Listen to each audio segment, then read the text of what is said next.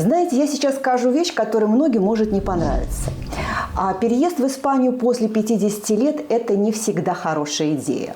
И иногда она может сделать вашу жизнь хуже.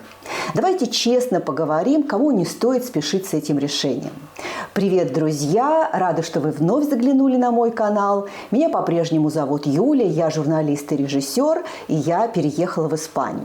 Здесь я рассказываю свою историю переезда блогера, журналиста и женщины за 50, у которой, я надеюсь, впереди много всего интересного. Вот уже скоро год, как я живу в Испании, и за это время я увидела эту прекрасную страну без розовых очков.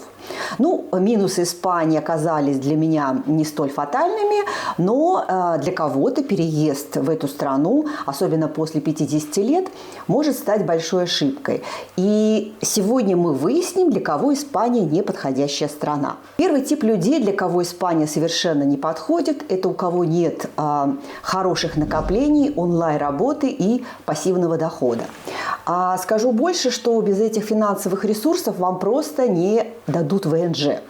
И даже если вы решите приехать в Испанию и остаться здесь нелегально, вам все равно понадобятся деньги на аренду квартиры, на продукты, на коммуналку и на другие жизненно необходимые вещи. Сколько же нужно денег для жизни в Испании? Например, я трачу в среднем 1500 евро в месяц. Я слышала от своих знакомых, что некоторые семьи умудряются тратить 1200 евро на семью из 3 человек. Но, честно говоря, мне тоже возникает вопрос, для чего переезжать в другую страну, чтобы жить в режиме такой жесткой экономии, но, видимо, у этих людей есть на это причины. Кстати, если вам интересно, сколько денег я трачу в месяц, кстати, вы уже знаете, да, что я сама сказала, что трачу 1500 евро в месяц. Если вы хотите узнать, из каких статей расхода состоят мои месячные траты и соотнести это с моей жизнью в Москве, то напишите в комментариях под видео стоимость жизни, и если я наберу 100 желающих, то запишу видео на эту тему. Что касается накоплений, то тут цифра четко прописана в законах Испании. Если вы переезжаете в Испанию по визе без права на работу, то вам нужно показать накопление в размере около 30 тысяч евро. Но через год вы будете продлевать ВНЖ без права на работу, а продление уже на 2 года. И через год вам нужно показать уже 60 тысяч евро, то есть по 30 тысяч евро на каждый год. Так что оценивайте свои силы, финансовые силы в первую очередь, когда вы переезжаете в Испанию. Вторая категория людей, которым бы я не советовала переезжать в Испанию, это те, у кого есть серьезные хронические заболевания.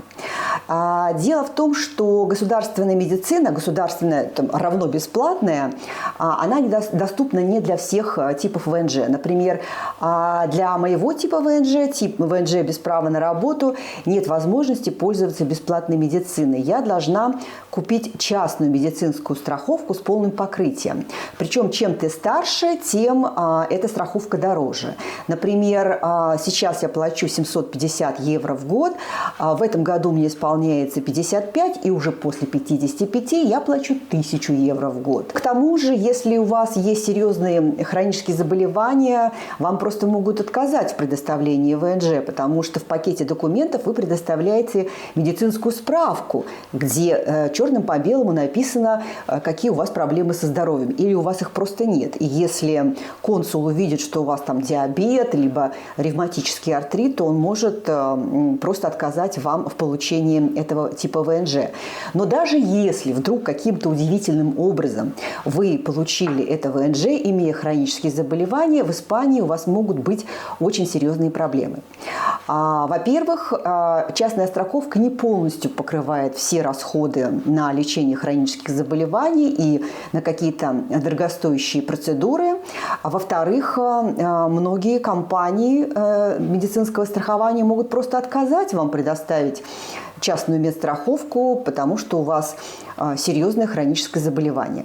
Если же у вас есть доступ к государственной медицине, то готовьтесь к большим-большим неудобствам. Во-первых, очередь к узкому специалисту может затягиваться на несколько месяцев, и на столько же месяцев может затягиваться запись на дорогостоящую процедуру и на какую-то плановую операцию. Кстати, если вы планируете переезд в Испанию и у вас есть какие-то проблемы со здоровьем, то я очень вам рекомендую посмотреть видео. Это интервью со страховым брокером, где мы очень подробно рассмотрели все подводные камни частного медицинского страхования. А наобум эти полисы покупать нельзя. Нужно обязательно выбирать тот полис, который, соответствует вашему типу ВНЖ, и, покрывает, максимально покрывает расходы на лечение каких-то заболеваний. Посмотрите, я думаю, что вам эта информация будет полезна. Третья категория людей, которым сложно будет жить в Испании, это те, которые тяжело переносят шум и хаос. К сожалению, к таким людям отношусь и я. Мне нужна тишина для того, чтобы днем работать, я работаю дома, и тишина ночью, чтобы хорошо спать и хорошо работать днем дома. Но в Испании найти место, где тихо, очень сложно. Потому что испанцы – это те люди, которые живут на улице, в барах и ресторанах. И при этом они не знают, что такое тихо разговаривать, они разговаривают громко и при этом одновременно. Испанские дети, особенно летом, могут допоздна, до самой полуночи тусоваться на улице и громко орать. А еще где-то раз в месяц в Испании происходят праздники, а это шум, гам, танцы, песни. И очень часто все это сопровождается салютами. В общем, по этой причине, по причине хронического стресса, мне даже пришлось поменять квартиру, которая находилась в очень хорошей локации, недалеко от пляжа Лос-Локос, в очень хорошей урбанизации, но там было шумно. Если, кстати, вы, так же, как я, любите тишину и сейчас думаете о покупке или аренде квартиры, то очень рекомендую посмотреть другое мое видео, где я рассказываю о том, почему я поменяла квартиру, и перечисляю основные ред-флаги при выборе испанских квартир. Спойлер, это совершенно другие критерии. Вот когда вы выбираете квартиру в Испании, там совершенно другие критерии, нежели вот были у вас, например, в России, по крайней мере, в Москве, как у меня. Поэтому они совершенно не очевидны. Как найти квартиру, где хотя бы немного не шумно. Поэтому гляньте, я думаю, вам это будет интересно. А вот короткая памятка, где я перечисляю эти ред-флаги, что вот если вы выбираете квартиру и вам нужно так еще раз по чек-листу все проверить, то короткую памятку я оставила в своем телеграм-канале.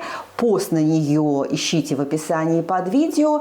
И вообще я рекомендую вам заглянуть в мой телеграм-канал, потому что вот то, что я здесь много и пространно рассказываю, в телеграме я излагаю в виде коротких памяток, таблиц. И не только то, что в ютубе рассказываю, там много дополнительной информации, там много полезных новостей для жизни. Я делюсь своим личным опытом, и не только таким прикладным, а такой бытовой, рутинной жизни в Испании, но и своими психологическими переживаниями, которые свойственны всем мигрантам, особенно мигрантам, которые переезжают, меняют свою привычную жизнь в зрелом возрасте. А если вам интересны форматы Reels, таких познавательно-развлекательных, то загляните в мой инстаграм, там я делаю короткие видео о особенностях жизни в Испании и вообще в Европе. Четвертый тип людей, которым сложно будет жить в Испании, это те, которые любят довольно длинную дистанцию в общении. С испанцами это сделать очень сложно, потому что испанцы очень такие дружелюбные, открытые, общительные и очень тактильные люди, которые любят там обниматься, целоваться. И вообще здесь считается нормальным, когда ты обнимаешь, целуешь человека, с которым познакомился 2 минуты назад, и при этом еще можешь задать ему там пару неудобных вопросов, типа там одинокая, есть ли у тебя жених и сколько у тебя детей. Это испанцы, и причем, что я бы не сказала, что это какое-то плохое воспитание, просто вот такой их национальный менталитет. Я не скажу, что мне это нравится, но просто я много-много лет проработала в творческой среде, и там, в общем-то, принято целоваться, обниматься даже с малознакомыми коллегами и какие-то откровенные разговоры вести о личной жизни. Поэтому я не скажу, что я какой-то жуткий дискомфорт испытываю, но не скажу, что я от этого очень тащусь. Пятая категория людей, которым сложно будет жить в Испании, это те, которые любят... Слышите, да, вот такой шум, я не знаю, слышите вы или нет, я очень хорошо слышу, сейчас у нас тут стригут траву, и поэтому время от времени он будет мешать, это, понимаете, нет у меня телевизионной студии с хорошей звукоизоляцией. Так, на чем мы остановились? На пятом. Пятый тип людей, которым сложно жить будет в Испании, это те, которые любят контроль и стабильность. Ребята, это я. Это я. Потому что я так люблю режим, таблички, чтобы все было структурировано, чтобы все было вовремя. Поэтому в Испании, конечно, меня ломает вечная испанская маньяна и вечное испанское раздолбайство. Опоздать на час мастеру, который ремонтирует квартиры, это норм. Вполне. Это совсем норм. Потерять документы в государственных органах, ничего страшного, мы сейчас разберемся. Транкило они любят говорить. Свежий пример. Что-то там медицинская страховая компания напутала в моих данных, и не было у меня возможности войти в личный кабинет. Просто они почему-то оформили медицинскую страховку на мой паспорт, а не на мой НИЕ. Вот для того, чтобы просто ввести несколько цифрок, медицинской компании понадобилось целых 2 недели, ребят. Целых 2 недели я не могла попасть к доктору. И, в общем, я могу много рассказывать о испанском раздолбайстве и расслабленности, но если вы переезжаете в Испанию, будьте готовы к этому. Входите в состояние нирваны и живите, потому что у каждой стороны, кстати, есть свои плюсы и минусы. Потому что постоянно жить в режиме, постоянно жить в контроле, в общем, мне кажется, это тоже не самая лучшая история для жизни. Шестая категория людей, которым сложно будет жить в Испании, это те, которые не готовы учить язык. Мы знаем, что после 50 лет таких людей больше, чем, например, после 20.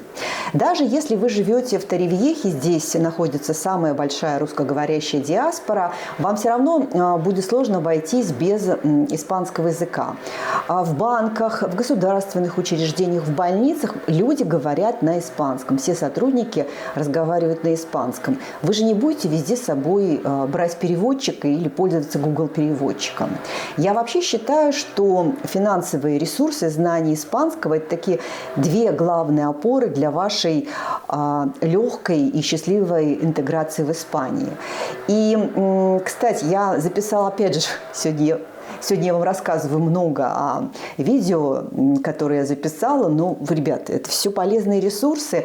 Я записала о том, как я учу испанский после 50, причем, что я английский начала учить в 49, и сегодня я уже на уровне так между B1 и B2, и у меня есть свой опыт, как положительный, так и отрицательный в изучении языка. И вот тот опыт, те эффективные методики, бесполезные методики, которых я узнала в ходе изучения английского языка, сейчас я применяю для испанского. И я вам очень рекомендую посмотреть это видео, потому что без испанского никуда. Так, 7-я категория людей, которым сложно будет ужиться в Испании, это те, которые любят эстетику и гламур.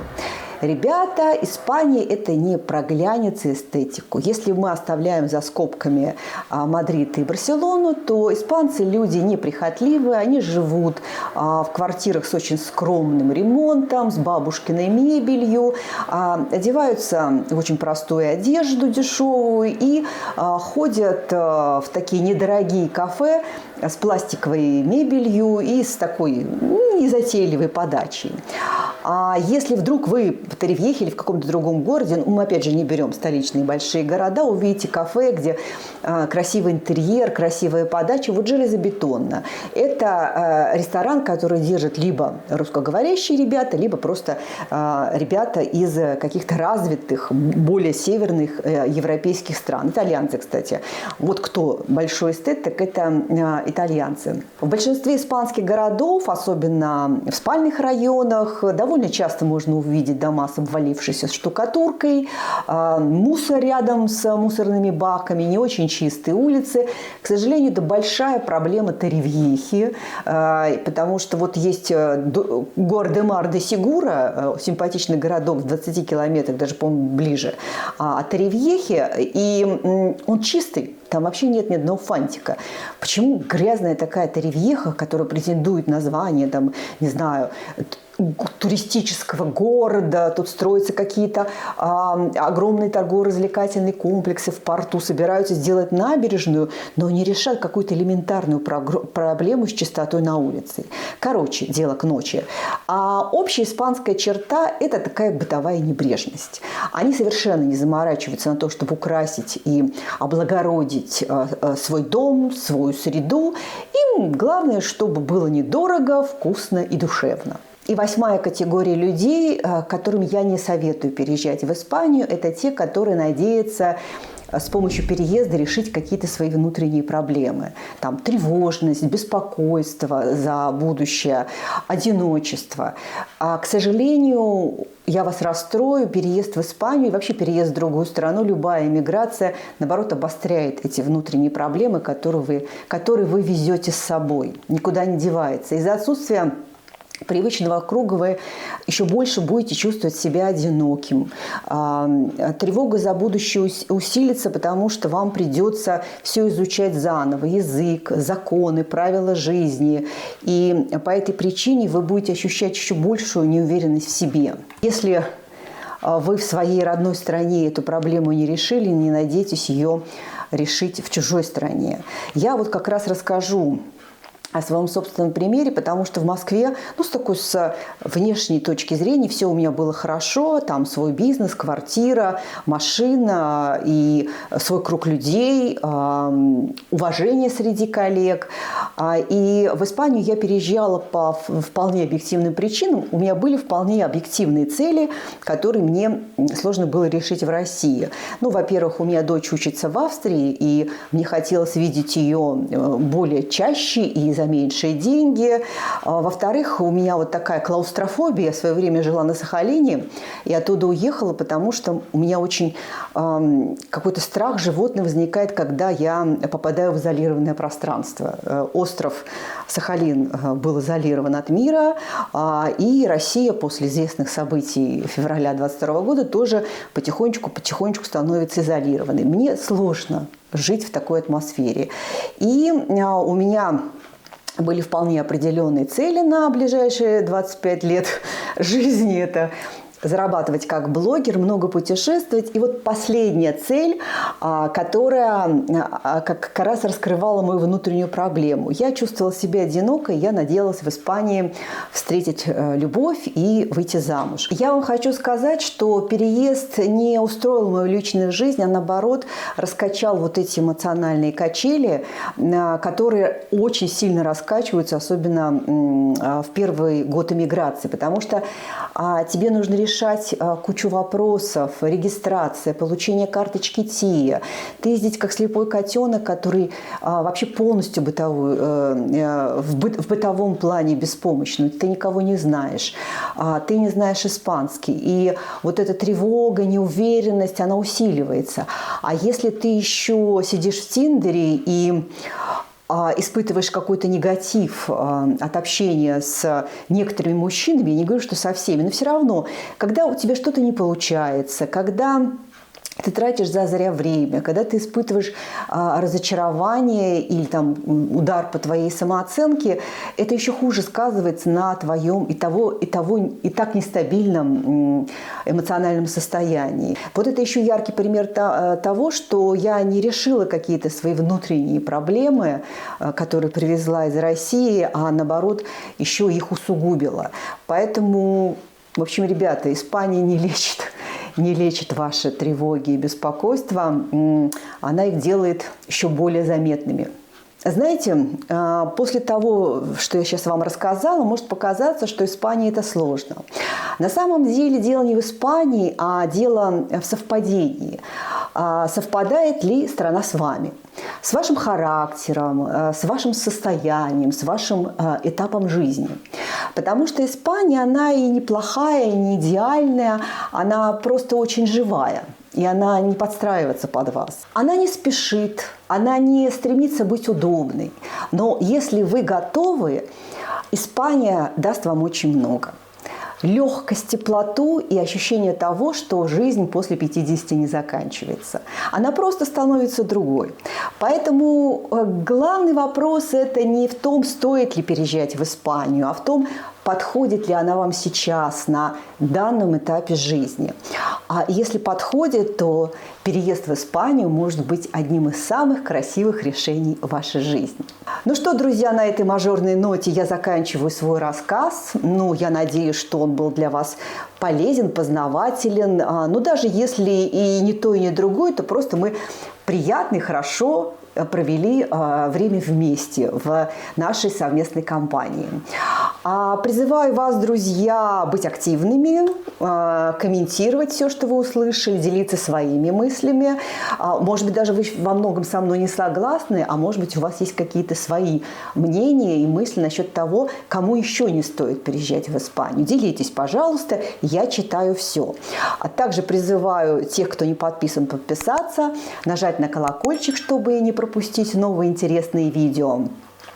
И вообще я призываю вас быть активными, потому что когда вы активно со мной взаимодействуете, то алгоритмы YouTube показывают мое видео тем, кому оно действительно нужно. Поэтому давайте делиться полезной, нужной, а иногда и просто жизненно необходимой информацией. Ну что, друзья, на этом я с вами прощаюсь. Всех целую. Ваша Юля.